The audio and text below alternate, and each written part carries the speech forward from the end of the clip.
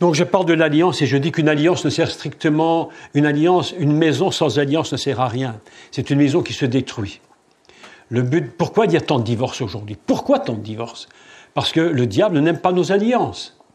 Et pourquoi n'aime-t-il pas nos alliances? Parce que l'alliance, fondamentalement, c'est l'image de Dieu. Tout simplement. Et le serpent ne supporte pas Dieu. Il ne veut pas de lui. Il veut prendre sa place. Et il veut que nous fassions une alliance avec lui. Mais pour faire une alliance avec lui, il faut briser une autre alliance. Il n'y a pas le choix. Donc il vient en Éden et il va briser une alliance qui était faite en Éden. Je vais vous expliquer le mystère de l'alliance dans le jardin d'Éden, parce que ça, vous ne l'avez pas encore entendu. Il faut pas. La Torah nous parle toujours d'un secret. Dans l'alliance, il y a la partie visible et la partie invisible. Dans la nature même des choses, quelle qu'elle soit spirituelle, morale ou physique, purement matérielle, dans tout ce que tu vois ici, que tu peux mettre ta main sur une chaise, sur tes cheveux, sur ta table, sur ta chaise, dans tout ce que tu as, il y a une alliance. C'est-à-dire la chose visible et l'invisible. Alors vous me dites, mais qu'est-ce que tu nous racontes pour des histoires? La réalité, c'est que si je prends cette fleur, tu la vois ici, cette orchidée, ce que tu vois, c'est la partie visible. Mais si elle est visible, c'est parce qu'il y a une force à l'intérieur que tu ne vois pas. Et cette force à l'intérieur, elle possède un mystère que personne ne peut comprendre. D'ailleurs, Yeshua lui-même l'a dit, toute semence porte selon son espèce. C'est-à-dire que la semence, tu la vois, tu la connais, tu plantes une semence, tu ne sais même pas ce qu'il y a dedans. C'est l'invisible. Et puis tu vois que ça pousse, et une devient carotte, une devient une rose, une devient un arbre, et à l'origine, tu ne sais même pas ce qu'il y a à l'intérieur. C'est-à-dire qu'il y a la partie visible et la partie invisible. Ça, c'est l'alliance. Le monde est fondé sur l'alliance. Lorsque le monde a été créé, l'univers est créé, l'univers n'a pas été créé par hasard. Dieu a dit, je crée mon monde par alliance. Il aurait très bien pu se dire, je fais un monde, et puis tu te débrouilles, et tu fais tes affaires, moi je reste dans mon monde, et toi tu fais tes histoires à toi. Mais Dieu dit non, le fondement de toute chose est bâti sur une alliance, c'est-à-dire la part visible et la part invisible. Et le secret de la croix, comme je vous l'avais dit en quelques mots hier, et c'est ce que tu nous parlais tout à l'heure, Thierry, le secret de la croix, c'est justement l'alliance avec le côté visible et le côté invisible. Et lorsque l'invisible se met à devenir en premier plan, lorsque l'invisible devient premier, c'est ce qui était visible qui disparaît. Mais il ne se sépare pas. Parce que s'il y avait une séparation entre les deux, les choses disparaissent. Ce qui permet à cette fleur d'être une orchidée, c'est parce que Dieu, un jour, a décidé qu'à l'intérieur, dans la partie invisible, il y aurait une fleur qui aurait cette forme et cette couleur. Mais oui. Et si cette force à l'intérieur, tu disais, je n'en veux pas, je ne veux que l'extérieur, la fleur disparaît. C'est le secret. Et beaucoup de gens, évidemment, n'ont pas compris ce grand principe divin qui fait que dans nos couples, il y a la partie visible et la partie invisible. Il y a l'union entre deux personnes, et il y a une partie visible, une partie invisible. Et lorsqu'on ne comprend pas la partie invisible qui unit un couple, automatiquement, on va se baser sur l'extérieur, et comme l'extérieur est très fragile, c'est le divorce. C'est ainsi que Dieu dit maintenant, on va absolument comprendre quel est le principe divin d'une alliance. Donc aujourd'hui, je voudrais vous parler comment bâtir une maison. On est toujours dans le thème de notre maison et comment bâtir la maison de Dieu. La maison de Dieu est bâtie sur une alliance. Lorsque Dieu va créer Israël, quand on dit créer Israël, il y a deux choses qu'il faudrait dire. Il faudrait dire que Dieu va créer Israël et que Dieu va faire sortir Israël et que Dieu va faire Israël. C'est trois choses différentes. Les gens voient, vous voyez, c'est toujours le même problème qui se pose. Lorsque tu regardes Israël, vous savez où est le problème du monde aujourd'hui chez les journalistes? Je vais vous dire le problème du monde. C'est le problème de l'orchidée. Le problème de l'orchidée, c'est qu'on ne voit que ce qu'on veut voir. Et on ne comprend pas ce qu'il y a derrière. Et le problème d'Israël, c'est ça. C'est un peuple qui était, à la base, Écoutez bien, c'est très important et très important. À la base, Israël est un peuple créé. C'est-à-dire que le principe de la création n'est pas un principe qui est en bas. Le principe de création est en haut. C'est pourquoi même Adam est créé de plusieurs façons. C'est pourquoi je suis toujours un peu amusé. Je le dis 1 milliard de fois et je me répète, mais ne m'en veuillez pas, je répète, mais ça, il faut le dire quand même. Que lorsque je vois les films Hollywood, c'est magnifique, mais enfin c'est stupide. Ça n'a aucun sens. On voit Adam, mais Adam est fait de 3 façons, très globalement. Il a été créé, il a été formé et il a été sorti. Vous comprenez? La Bible nous dit qu'il a été sorti de terre. Et il est dit, on appelle ça l'Yetzira, il a été formé, ce qu'on appelle la Asiya, et il a été créé, ce qu'on appelle la Bria. 3 niveaux de création. Et dans ces 3 niveaux de création adamique, le monde est ainsi, Israël lui-même est formé. Pourquoi est-ce qu'il est formé de la même manière? Pourquoi Israël a-t-il été créé, sorti d'Ur-Kaldim par Abraham, et puis bâti par Moïse avec la loi? Vous voyez bien qu'il y a 3 niveaux. Ces 3 niveaux fonctionnent par rapport à la création. Quel est le problème du monde? Vous ouvrez quelques chaînes de télévision que vous voulez, mais n'importe laquelle, les plus extraordinaires. Quel est leur problème? C'est qu'ils voient Israël extérieurement. Et ils ne voient pas le secret à l'intérieur d'Israël. Une journaliste juive, je pense qu'elle est juive, je ne vais pas citer son nom, qu'importe, mais cette dame est venue à la maison parce qu'elle avait appris que je donnais des cours en hébreu, et puis elle est venue m'interviewer pendant 1 heure à la maison, avec la télévision, et puis elle me parlait d'Israël, et j'essayais de lui expliquer qu'on n'arrive pas à parler d'Israël, c'est impossible. Tu ne sais pas parler d'Israël, ce n'est pas possible, parce que tu ne peux parler que de ce que tu vois, c'est-à-dire le système de l'Israël politique. La nation, qui d'ailleurs est une véritable catastrophe, entre guillemets, parce que le peuple d'Israël avait dit une chose terrible à Samuel, qui avait beaucoup énervé le prophète d'ailleurs. Il avait dit, nous voulons être une nation comme toutes les nations. Nous voulons un roi comme tout le monde. Nous voulons nous assimiler au monde. Tu t'es assimilé au monde, ben tu as ce que le monde voit. Mais l'Israël a un autre aspect, c'est l'aspect caché, qui fait que derrière la visible, il y a toujours le niveau invisible. Et Israël a une dimension complètement, je dirais, créée, parce qu'il faut vous dire également que le mot bara, créer, c'est un mot qui n'appartient qu'à Dieu seul. Nous ne créons rien. Nous procréons, nous faisons, nous sortons, mais nous ne créons pas. La création est seulement au niveau divin.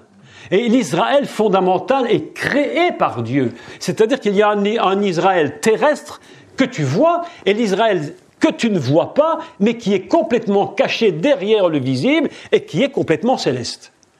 Donc on n'arrive pas à parler avec les journalistes, parce qu'eux, ils te font de la politique.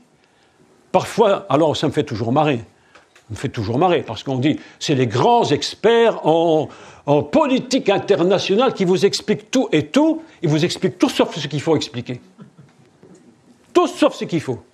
Alors j'essayais d'expliquer à cette jeune dame la notion de l'Israël véritable. Quelle est la raison de l'Israël véritable? Pourquoi Dieu fait-il une alliance avec Israël? Pourquoi? Même une simple raison, parce qu'il veut sortir le Messie. Il veut que le Messie sorte d'Israël. Il ne sortira pas des États-Unis. Il ne sortira pas de la France. Même si la France a quelque chose de très particulier d'ailleurs. Je vais vous dire un grand secret que tu n'as jamais entendu. Je suis dans mon secret. Un jour, quelqu'un m'a écrit, m'a dit « Il parle toujours des secrets, mais Dieu n'a pas de secret. » Je dis « Tu te trompes, ma sœur, il y a beaucoup de secrets. » Dieu a dit « Cherchez-moi, vous me trouverez. » Ça dit que tu ne me cherches pas, mais tu ne trouveras pas. Donc, il y a des secrets. Vous connaissez le récit d'Élisée lorsqu'il va à Sarepta. Il est au torrent de Kérit. Et puis Dieu lui dit « Va à Sarepta. » Vous savez ce que ça veut dire, Sarepta, en français? Sarfata, ça veut dire la France. Ah ouais? Oui. Si tu fais une traduction littérale du texte, Dieu dit à Élie, va en France. Incroyable. Va en France. Elle va voir la veuve qui est là. Mais pourquoi? Vous savez, bon, je fais une parenthèse, je ne devrais pas, mais c'est pas grave. L'histoire d'Élie et de la veuve, le grand problème de l'histoire de la veuve, c'est pas la veuve, c'est le mari qui est mort. Ça, c'est l'histoire. Et le grand secret, c'est l'histoire. Qui était le mari de cette femme? Tout le secret du texte se trouve dans le mari et non pas dans la femme. La lecture basique, évidemment. Bref, je clôture. Autrement, c'est un autre sujet. Donc vous imaginez un peu la partie visible et la partie invisible. Toute alliance possède la partie visible et la partie invisible. Lorsque tu vas devant le maire et que le maire te pose la question, voulez-vous accepter madame pour épouse ou monsieur pour époux? L'un dit oui, l'autre dit oui, on espère qu'ils disent oui. En principe, ils disent oui quand ils sont devant le maire. Parfois, ils disent non, mais c'est très rare. Mais enfin, au moins, ils n'ont pas fait une bêtise, j'espère. Et le maire va dire, voilà, vous êtes unis par le mariage. Mais dans la tête du maire, c'est quoi? Vous êtes unis par le mariage du corps. Mais tout l'invisible, on ne le voit pas? Non. Tout l'invisible n'apparaît pas. Personne dans la salle ne peut voir l'invisible. Et pourtant, l'alliance, elle fonctionne sur cette partie. Vous comprenez?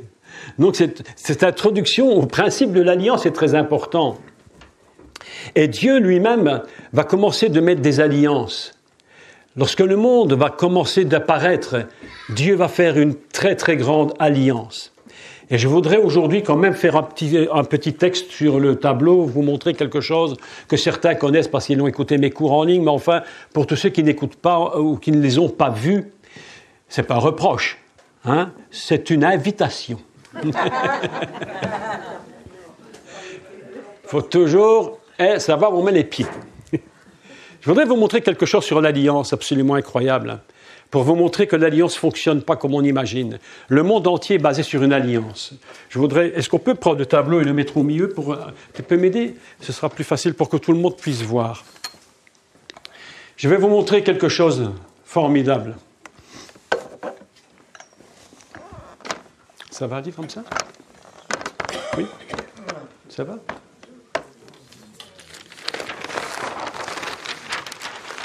On va faire un petit peu d'hébreu ce matin, parce que c'est important de comprendre comment fonctionne la Torah et comment fonctionne la création du monde. D'accord? Donc, aujourd'hui, on parle de l'alliance parce qu'il n'y a aucune maison qui se bâtit sans alliance. Dieu aime les alliances. C'est pourquoi la Torah nous enseigne une chose très importante. Il est dit au commencement du texte de Torah, Dieu sépara. Mais pourquoi tu sépares? Tu pouvais très bien laisser les choses telles qu'elles étaient. Qu'est-ce que ça pouvait changer? Qu'est-ce que cela pouvait changer? Mais Dieu dit, Dieu sépara les eaux d'avec les eaux. Pourquoi tu sépares les eaux? Tu ne pouvais pas les laisser où elles étaient. Et Dieu sépara. Et Dieu sépare l'Adam. Dieu va séparer Adam. Il va garder une partie masculine, une partie féminine. Pour quelle raison? Pour plusieurs d'ailleurs, mais pour une principalement, c'est que ça permettra l'alliance. Donc le monde lui-même est bâti sur l'alliance. Je vais écrire un mot que ceux qui savent lire l'hébreu vont tout de suite comprendre, et puis je vous explique comment fonctionne le principe de l'alliance.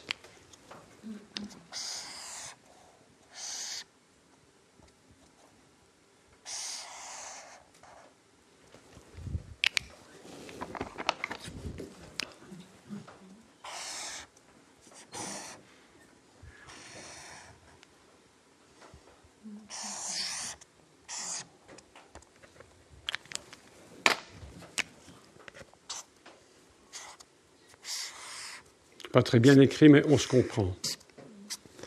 Ici, nous avons un mot.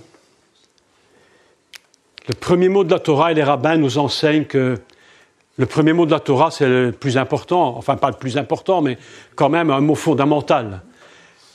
Ils nous racontent des histoires, les rabbins, en disant que, bon, c'est une histoire de rabbin, Enfin, pour qu'on comprenne un peu le raisonnement rabbinique qui, malgré tout, nous amène dans des dimensions qu'on ne peut pas comprendre normalement si on n'a pas le raisonnement des rabbins ou des maîtres d'Israël. Ils nous racontent que les lettres de l'alphabet, entre guillemets, se sont battues les unes avec les autres, se demandant à laquelle était la plus importante pour devenir la première lettre de la Torah. Alors, le Aleph a dit, non, moi, c'est pas possible. Moi, le Aleph, je suis déjà là-haut. Je ne veux pas descendre en bas. Je reste bien là-haut. Le Bet, et puis le Mem est arrivé. Et le Mem dit, non, ça ne fonctionne pas. Et puis pour finir, c'est le Bet qui était choisi. Et cette première lettre de l'alphabet, le Bet, je voudrais vous montrer un des secrets. Vous savez, la Torah, on peut lire un mot entier, mais dans la pensée hébraïque, on peut décomposer les mots en morceaux. On peut les couper en morceaux pour former des autres mots. On peut même lire la Torah à l'envers. On peut lire la Torah en sens inverse. Si tu lis par exemple Bereshit bara Elohim et Hashamaim, Hashamaim, quand tu lis à l'envers, tu trouves trois mots.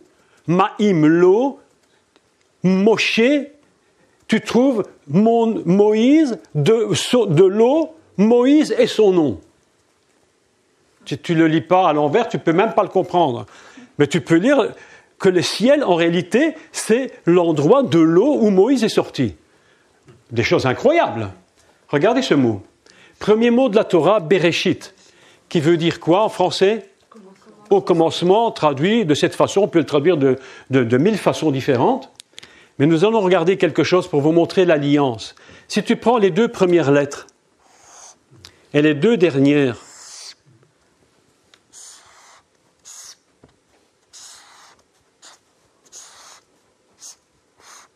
vous voyez ? On a un mot qui apparaît. Et ce mot, c'est quoi ?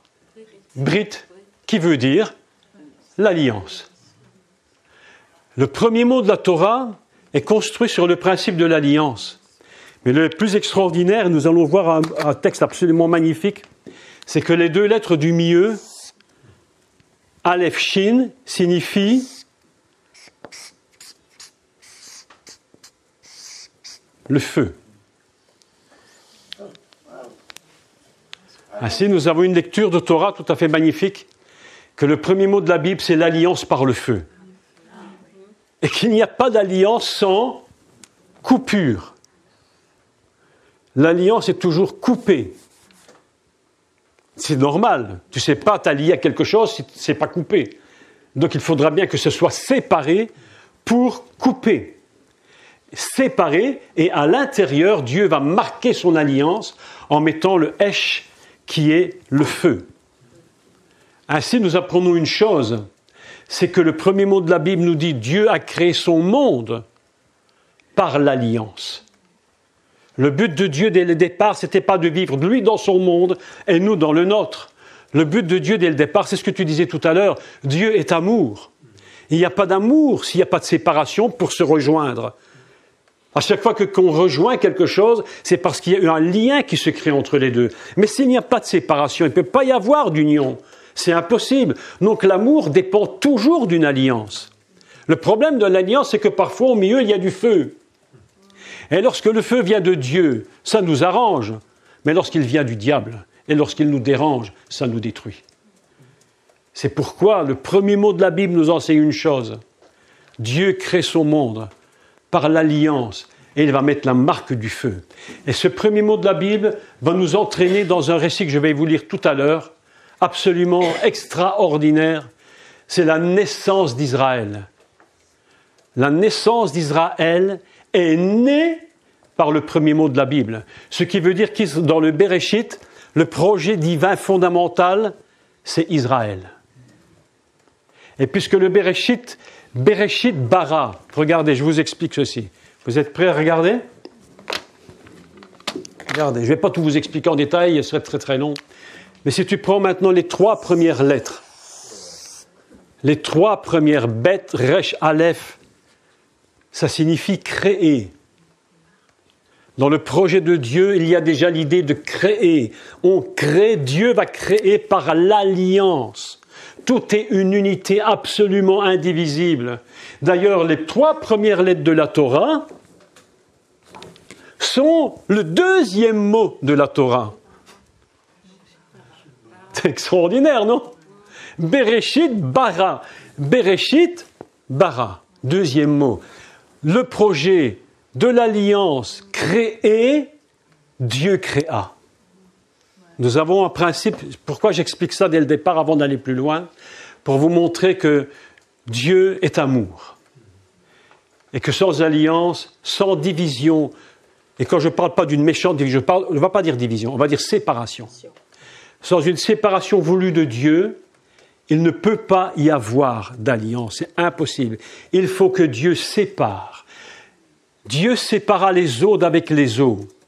Pourquoi Dieu fait-il cette chose? Mes amis, j'aurai l'opportunité de vous parler de ça mercredi matin. Je dis au passage que mercredi matin, il y aura des baptêmes. Et je profiterai de ça pour vous expliquer ce principe. Dieu sépare les eaux d'avec les eaux, mais pourquoi?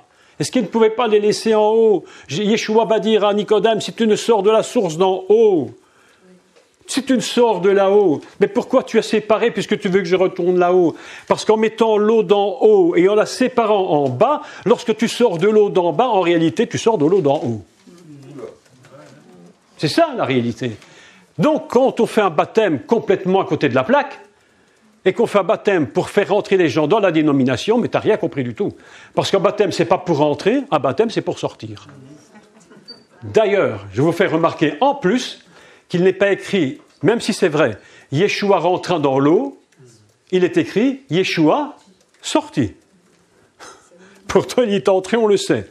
Mais la Bible nous dit qu'il en est sorti, parce que le but du baptême, c'est pas de rentrer, mais c'est de sortir. Et tu ne peux pas sortir de l'eau d'en haut s'il n'y a pas une séparation, afin que l'eau d'en bas rejoigne l'eau d'en haut pour faire une alliance. Qu'est-ce que c'est que le baptême? C'est une alliance. On n'est plus dans le même monde. On n'est plus dans le même monde. On vit ailleurs. Là, on est en train de monter au paradis. Alors mettez votre parachute, afin de ne pas tomber. Parce que maintenant, on va essayer de monter. En général, parachute pour descendre. Nous, on monte. Dieu a créé son monde par l'alliance. C'est le secret divin. Ce mot a encore tellement de choses à dire. Tellement de choses à dire. Vous savez que les deux premières lettres, bar, vous savez ce que signifie bar? Non, ce n'est pas le fils. Le fils, c'est Ben. C'est quoi bar? Bar, c'est le grain de blé qui était battu et qu'on a fait sortir la paille pour ne garder que le blé, le grain. Qui est celui qui a été battu? C'est Jésus. Bar, c'est le Fils. Bar, c'est le Messie. Bara, c'est le Fils créé. L'alliance par le feu, par le Fils créé. Premier mot de la Torah. C'est extraordinaire. C'est incroyable. Quand tu lis ça, quand tu écoutes ça, tu te dis, mais comment fonctionne... Vous savez, la Torah, ça peut être écrit par un homme, c'est écrit par Dieu. D'ailleurs, est-ce qu'on peut dire, avec certitude, je ne sais pas, mais que la Torah a été dictée par Dieu lettre par lettre? Je crois que oui. Parce qu'un homme, naturellement, ne peut pas faire une chose pareille. Et alors, après, les gens nous disent, oui, mais tu fais des codes, du calcul. Mais, mes amis, mais Dieu est un mathématicien absolument incroyable. Tu ne peux pas comprendre ça. C'est le plus grand mathématicien de l'univers. Mais quel homme pourrait inventer l'univers et en plus le faire tenir tout seul en l'air?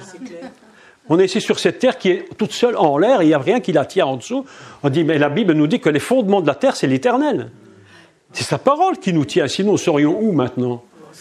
Et tu vois, depuis des siècles, la Lune tourne autour de la terre, on ne comprend rien du tout, et c'est là, et ça ne bouge pas. Et la parole de Dieu, c'est moi, c'est moi. Il dit, parce que j'ai fait alliance avec toi. S'il n'y avait pas d'alliance divine, le monde disparaîtrait. Nous sommes fondés dans l'alliance. Le but du diable, c'est de voler les alliances. Il veut voler les alliances afin que tu sois détruit. Parce que nous ne vivons que par l'alliance. Vous savez pourquoi il y a tant de divorces? Et tristement, Israël est un pays où le divorce est en quantité industrielle, alors que c'est eux qui devraient donner l'exemple. Et voilà que c'est le divorce partout. Pourquoi? Parce que le diable, le serpent est rentré pour briser les alliances. Et en brisant le peuple, on brise le pays. On va remettre le tableau, tu veux bien? Voilà, je vous montre ici un premier exemple. Je pourrais vous en montrer des dizaines. Hein. Je pourrais vous en montrer des centaines des exemples. Décoder la Torah, minute par minute, mot par mot, lettre par lettre. Merci Thierry. Merci. Donc vous voyez que la première lettre, déjà, c'est une maison. La deuxième, c'est la tête, le resh. Tout commence par la tête. C'est pourquoi Chouraki avait traduit en tête. Dans la tête. Tout commence par la tête. C'est le projet de Dieu. Ainsi, Dieu va faire des alliances. Et le secret de l'alliance est très important. Comme je vous le dis, je vais enlever ça parce que c'est très ennuyeux. Le secret de l'alliance est très important. Et je voudrais aujourd'hui vous lire quelques textes de Torah. On fait de la Torah aujourd'hui. C'est un cours, bon, évidemment, qui touche notre esprit et notre cœur. Parce que si un cours de Torah ne touche pas notre esprit et notre cœur, c'est de l'intellectualisme. Et l'intellectualisme, il y en a d'autres qui le font bien mieux que moi. Et de toute façon, même en hébreu, je connais mes limites. Et je crois qu'il y a des érudits en hébreu beaucoup plus capables que moi pour tout vous expliquer en 1000 détails. Et ils vont vous expliquer les verbes, les conjugaisons et tout ce qu'on peut imaginer. Mon but n'est pas là. Mon but, c'est de comprendre ce qu'elle dit. Il n'est pas dit « heureux ceux qui entendent le chauffard ». Il est dit « heureux ceux qui comprennent ». Ce n'est pas la même chose. Tu peux entendre et ne pas comprendre. Mais si tu entends et que tu comprends, on passe à autre chose. Donc mon but n'est pas que simplement on fasse de l'hébreu, bien que c'est important pour nous-mêmes de le faire, qui enseignons. Mais le but pour vous, c'est pas que je vous enseigne tous les secrets de l'hébreu. C'est impossible. Je n'en ai même pas toutes les capacités dans les milliers. Même le français, je suis totalement incapable de tout expliquer. On parle par instinct, par imitation. Mais je sais une chose en tout cas que Dieu m'a donnée, c'est de comprendre la Torah. C'est de comprendre des secrets qui se cachent dedans. Même si on n'est pas les plus grands de ce monde. Adam est dans l'Éden. Dieu fait un Adam. Et cet Adam, il est particulier puisque la Torah nous enseigne que l'Adam était un. Et la Torah nous enseigne qu'il fit Adam, il le fit au singulier, il le fit mâle-femelle. C'est-à-dire qu'il y avait un seul être qui était les deux à la fois. C'est bizarre. Très bizarre. Donc il était érad, il était un. Et Dieu regarde son Adam et il dit « Oh là là, il est formidable. » Ça, c'est vraiment une réussite totale. Il dit « J'ai réussi la fourmi, j'ai réussi l'éléphant, j'ai réussi le crapaud, j'ai tout réussi. » Mais alors qu'il regarde son Adam, il dit « Ah, ça vraiment... » Et Dieu est tellement content et Dieu dit que c'était très bon. Avant, il dit c'est bon. Tout d'un coup, Dieu se réjouit lui-même en se disant c'est très très bon. Et puis subitement, Dieu regarde Adam et il dit oh là là, il y a un problème, il y a un problème. Et il dit il n'est pas bon. Donc tu me dis c'est bon, et puis tout d'un coup tu me dis c'est pas bon. Comment tu peux me dire c'est pas bon? Pourquoi tu me dis c'est pas bon? Les rabbins vont nous faire un enseignement magistral et vont nous dire ceci, écoutez bien, c'est génial.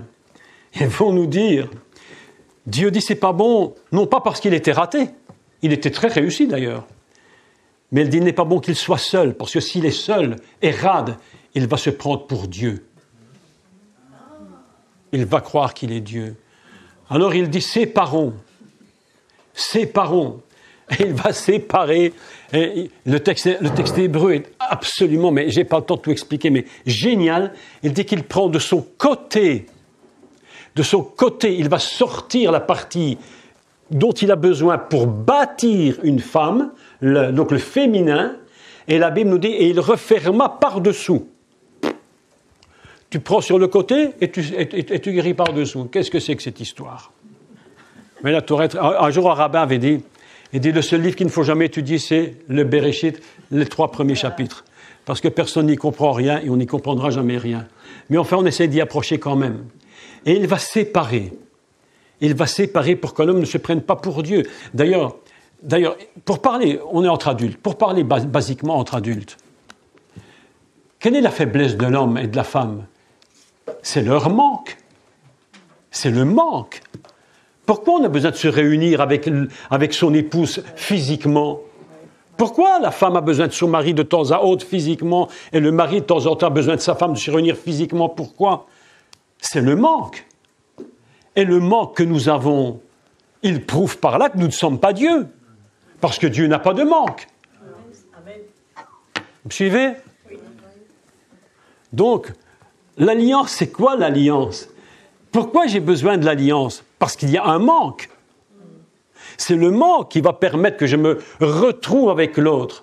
L'Adam sur terre, il est créé à l'image de Dieu, mais il n'est pas Dieu. Mais il est créé, il a ses ressemblances, son image, et il a besoin de retourner vers Dieu. Pourquoi va-t-il retourner vers Dieu? Parce qu'il y a un manque.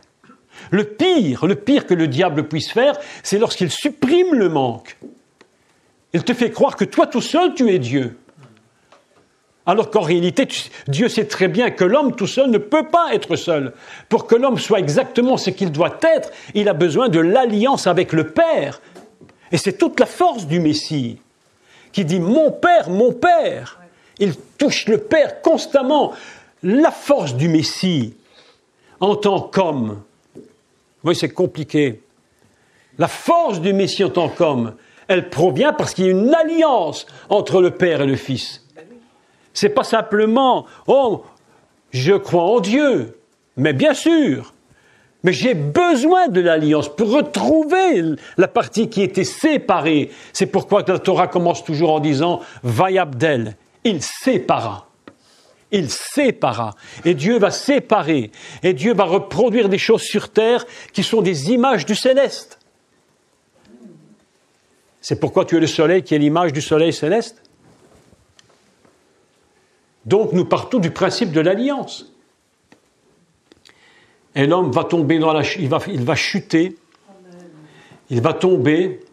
Et au moment où il tombe, Dieu se dit, il faut quand même que je fasse alliance. Mais comme il est tombé, le monde part, évidemment, l'homme désire devenir comme Dieu. L'homme croit qu'il est toujours supérieur à Dieu. D'ailleurs, c'est ce que le serpent lui fait croire. Il lui dit, si tu m'écoutes moi, mais vous serez comme Dieu. Alors il sait pertinemment que justement ils ont été séparés pour qu'il y ait un manque, afin qu'ils puissent se reconnecter constamment avec le céleste.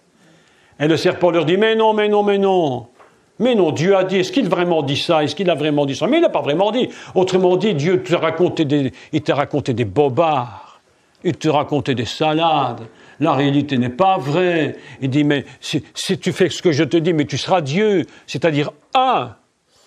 Et le serpent sait très bien qu'il ne peut pas, qu'il est en train de mentir, mais la femme ne comprend rien, elle ne voit rien.